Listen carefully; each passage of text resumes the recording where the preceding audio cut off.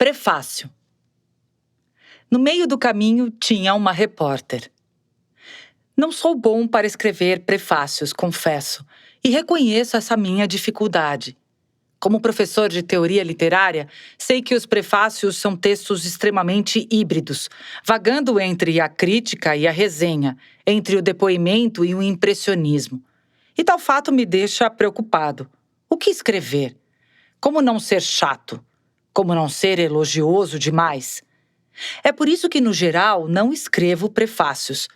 Mas eis que vem Nanete Neves com uma conversa doce e um pedido carinhoso. Ou seja, não pude me negar a prefaciar O Poeta e a Foca, cujo título me atordoou desde o início, impelindo-me a tentar entender e descobrir o que o bicho estranho que se arrasta tinha para ser comparado e associado ao poeta de Itabira. Então, decidi começar esta apresentação. A viagem da foca. Em geral, os dicionários de mitologia definem o termo catábase para se referir à descida ao inferno, o mundo dos mortos. Vários personagens na literatura visitaram aos infernos, como Orfeu, Odisseu, Aquiles, Enéas e mesmo Dante, na Divina Comédia. Em geral, o herói descia ao mundo dos mortos com o propósito de consultá-los em questões cruciais e estratégicas, a fim de obter algum conhecimento existencial a respeito de si próprio ou uma solução para suas dúvidas e seus desejos. Não apenas do ponto de vista geográfico, já que São Paulo está muito acima do Rio em nível de localização, vejo a viagem de Nanete às terras cariocas como uma espécie de catábase pessoal e profissional, que lhe fora proposta como um grande furo de reportagem, um happening editorial e cultural naquele ano de importante boda do poeta. E a foca desceu ao Rio de Janeiro. Aqui me parece residir o mais importante desta aventura da jovem repórter. Seus encontros, suas entrevistas que prepararam seu encontro com Carlos Drummond de Andrade. Nesse sentido, a narrativa de Nanete Neves é um presente aos estudiosos do processo literário brasileiro, particularmente do modernismo. Acho, com sinceridade, que toda esta história não poderia ficar guardada apenas na lembrança da autora. Seria individualismo demais. Precisava ser compartilhada, como agora está sendo em Um Poeta e a Foca. Fiquei abismado com os encontros que Nanete teve ao longo da sua catábase carioca. José Louzeiro, de quem pouco se fala hoje em dia, Nélida Pinhon, Antônio Calado, Afonso Romano de Santana e Antônio Hawass. Nomes de grande importância na cultura brasileira e que, de um jeito ou outro, ajudaram a nossa repórter a chegar um pouquinho mais perto do poeta transfigurado em mito. E não foram só estes, outros também apareceram. Mário Camarinha, Ferreira Goulart, Pedro Nava e Carlos Eduardo Novaes. Só esses encontros já fornecem material para um próximo livro, um projeto que vejo como necessário. O crítico Silviano Santiago sempre insiste em afirmar que a amizade e o contato pessoal são fundamentais para se compreender uma história literária, sempre complexa e múltipla em relação aos envolvidos.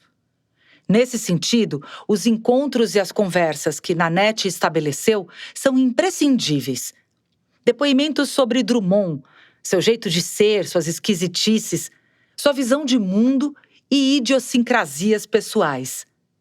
Isso é fundamental para compreendermos o intenso mosaico biográfico de Carlos Drummond de Andrade, sua atuação no MEC, junto a Gustavo Capanema, e depois no IFAM, seu namoro ideológico com o PCB, sua relação com a família e os amigos mais próximos.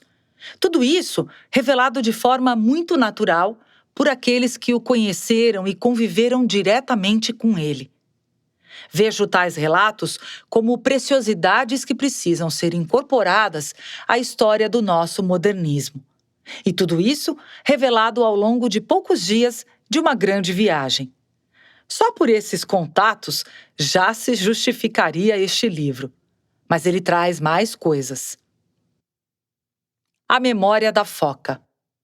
Uma das maiores armadilhas do universo literário é a escrita autobiográfica. Já fui a vários congressos, seminários, já assisti a inúmeras aulas e dei outras, já li uma quantidade absurda de textos críticos a respeito de teorias e práticas autobiográficas, como essa bela narrativa escrita por Nanette.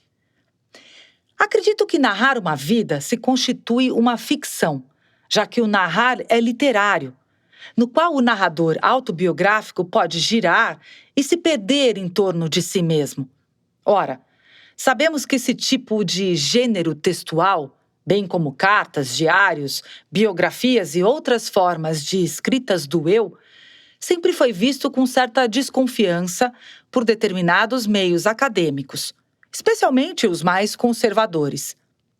Durante muito tempo, as escritas do eu foram consideradas subliteratura, produção textual feita sem nenhum comprometimento teórico ou artístico, algo como um primo pobre da alta literatura, da belles lettres. Isto é, a escrita na primeira pessoa do singular era vista com certa reserva, considerada não muito séria, acadêmica, sistematizada. Felizmente, a própria produção literária contemporânea tem contribuído, e muito, para reavaliarmos essa situação. São várias as ficções que problematizam o eu do sujeito e se posicionam na sempre complexa primeira pessoa. Nesse difícil embaraço estilístico, a memória é um recurso sempre perigoso, ardiloso, traiçoeiro. E por quê? Por que escolhemos o que queremos narrar e apresentar ao nosso receptor? Ou seja, a escolha nunca é ingênua. A seleção é sempre arbitrária. Assim dito, acho que a narrativa de Nanette Neves é deveras interessante. Flui muito bem, carregada de lembranças, muito bem contadas e organizada.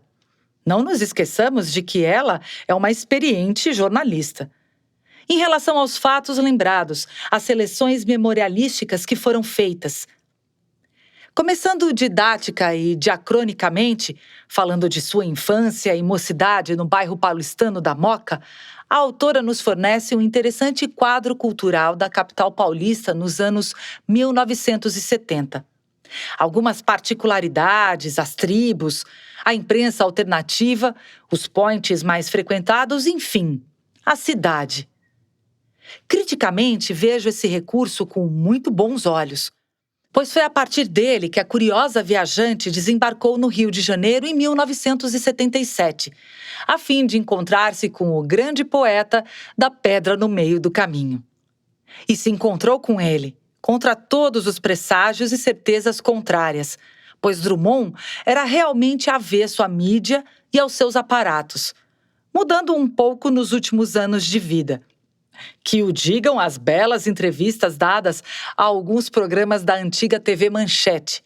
Mas isso já em 1986 e 1987, ano de sua viagem definitiva. Os encontros mudam as pessoas, transformam a nossa experiência. E isso já foi percebido nos contatos prévios com os amigos do poeta, nos quais a jovem repórter foi obtendo material para se armar diante do mito.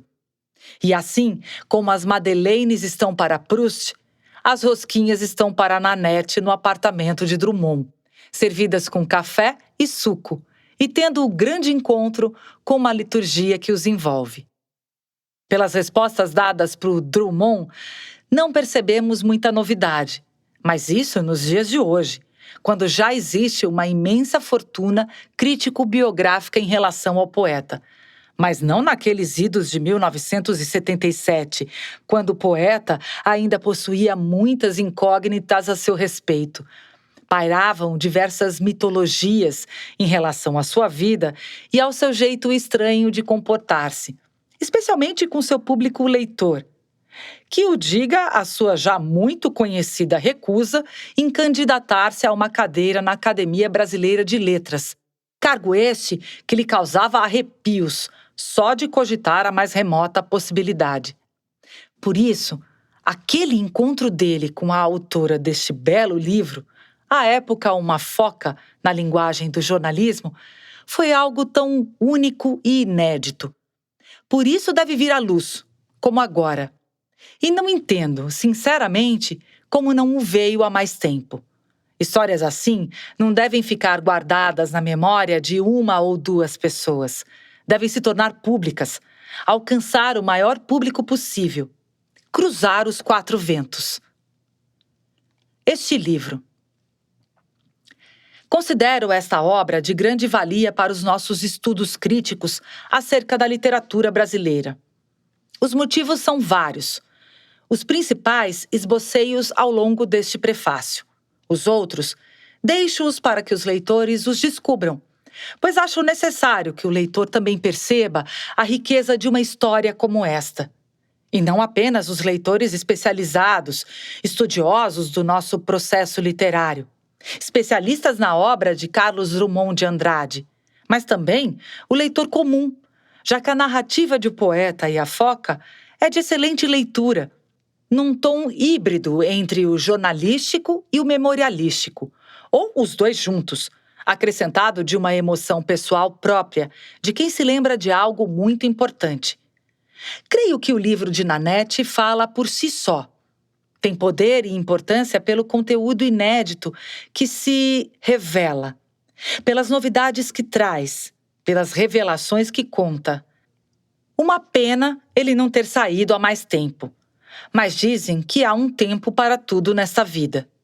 Realmente, a definição literária para o termo catábase nunca foi tão atual, já que a autora foi virada pelo avesso quando dessa viagem, deste deslocamento rumo ao encontro que desde o início se mostrava mais como uma hipótese do que como uma certeza. Mas o encanto de um grande encontro como este entre o poeta e a foca é atemporal, transcende a nossa superficial forma de sentir a vida e tratar da existência. Leandro Garcia Rodrigues, doutor e pós-doutor em estudos literários pela PUC-Rio. Introdução. A casa da alma é a memória, já dizia Santo Agostinho, e quanto mais a idade avança, mais nos aproximamos desse núcleo elástico, capaz de reter lembranças dos acontecimentos que nos marcaram profundamente. Basta um pequeno exercício de concentração e ela nos vem de forma prazerosa e com todos os detalhes. Neste livro, volto-me para 1977, um ano de grande crescimento profissional e pessoal, daqueles de virada mesmo.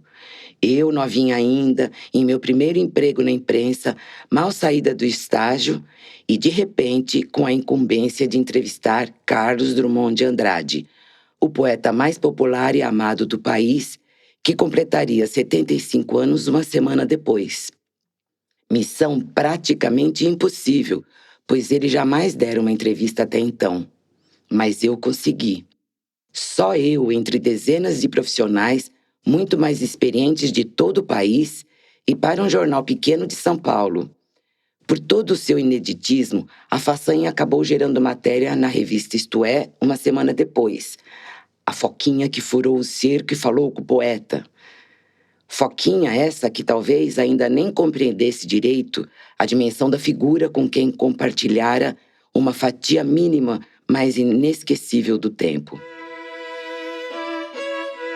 Será que Drummond teria continuado tão fugidio de todos e fechado aos jornalistas se eu não tivesse arriscado subir naquele prédio entre Copacabana e Ipanema e rompido para sempre o seu silêncio?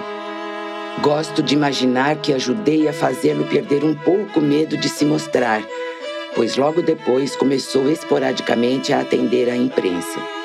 Tudo o que aconteceu a partir dessa incumbência foi um desenrolar de fatos e cruzamentos com personagens fascinantes, uns mais sóbrios e lacônicos, outros simpáticos e receptivos.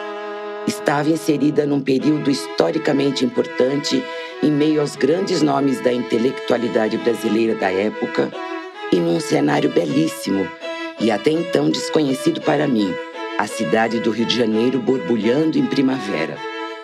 Essa entrevista impossível, desafiadora e deliciosa com Drummond aconteceu há 38 anos e gerou uma amizade delicada entre nós, com troca de cartinhas ou telefonemas, mas sempre fui discreta com relação a isso tudo. Era algo muito pessoal, coisa apenas da minha lembrança e meu interesse. Até que certa noite, durante um dos eventos da Balada Literária em São Paulo, em 2011, tomando uma cerveja com o poeta e editor Edson Cruz, junto a alguns amigos, alguém falou algo sobre Drummond. Até hoje não sei porquê, talvez cerveja demais. Acabei contando de forma resumida essa passagem da minha vida.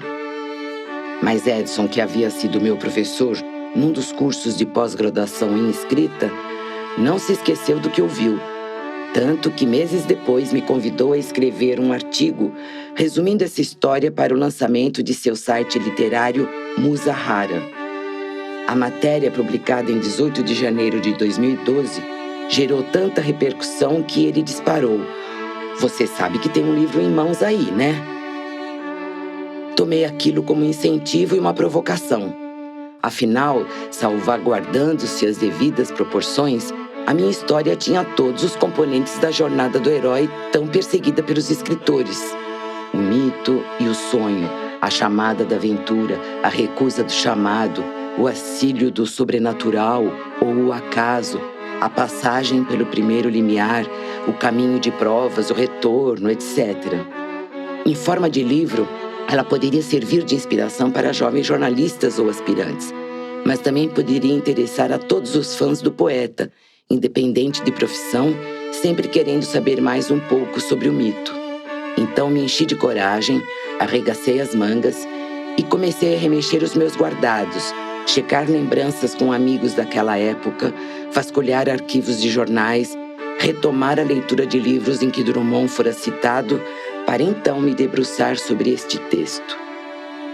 Essa tarefa demandou extrema concentração e mais, exigiu que eu falasse em primeira pessoa, coisa raramente permitida no jornalismo, que se atém aos fatos, aos números, à observação e à notícia.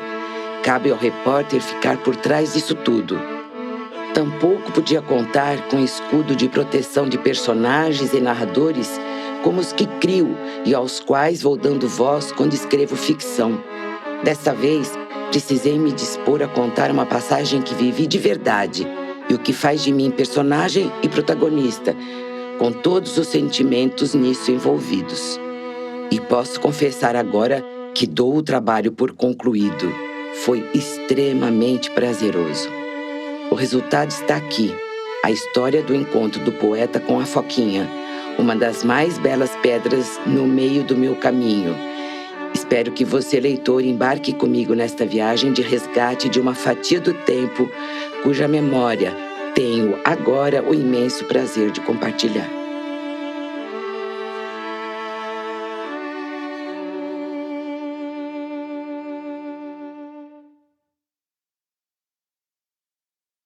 Capítulo 1. Saindo da casca. Lembrar é fácil para quem tem memória. Esquecer é difícil para quem tem coração. William Shakespeare. Imagine uma garota simples da Moca, tradicional bairro de classe média de São Paulo, que nunca tinha viajado de avião, transporte ainda bastante elitista na época, nem estado no Rio de Janeiro. Imagine também essa garota muito tímida ainda, mas intuitiva e determinada, trilhando seus primeiros passos como foca, como são chamados os jovens jornalistas nas redações, porque, tal como o animal, metem o focinho em tudo. E, finalmente, tendo como inspiração o poema de Sete Faces, do próprio Drummond. Acredite que ela tinha um anjo provocador, certamente um anjo torto, desses que vivem na sombra, lhe dizendo: "Vai, menina, vai!" Só isso para explicar porque eu, verdinha de tudo, acabei sendo a única a conseguir entrevistar o grande escritor que completaria 75 anos em 31 de outubro de 1977, uma semana adiante. Teria ele ficado comovido com a determinação de uma jovem jornalista de outra cidade a serviço de um veículo modesto? Ou foi simplesmente o acaso que nos aproximou? Eu sempre quis saber. Contudo, nunca tive coragem de perguntar ao poeta sobre isso em nossos encontros. Para poder contar essa história, precisei fazer um mergulho em minhas origens para buscar a menina que eu fui e o tipo de jovem que eu me tornei. Só assim cheguei mais perto de compreender as estratégias e dificuldades envolvidas e o que essa experiência com Drummond me significou profissional e pessoalmente. Menina de bairro. Nasci e passei toda a minha infância e juventude na Moca, um bairro antigo e tradicional localizado logo na saída do centro para a zona leste da cidade de São Paulo. Essa região, originalmente habitada por indígenas, foi colonizada por imigrantes de vários países, sobretudo italianos, portugueses e espanhóis, até que em 1919 foi oficialmente nomeada como bairro. A partir dos anos 1930, foram chegando à região os então chamados hungareses, ou bichos d'água, dada a brancura da pele e o claro dos cabelos. Imigrantes vindos da Europa Central e Ocidental e com um poder aquisitivo ligeiramente mais alto que os seus antecessores. Essa mistura de costumes e diferenças formou o que se pode chamar de típico moquense, de fala alta e cantada, sotaque levemente italianado, que usa muito as mãos para se expressar, é bem-humorado, amante... Esperamos que você tenha gostado desta prévia. Para continuar ouvindo este audiolivro no Google Play Livros, use o link na descrição do vídeo.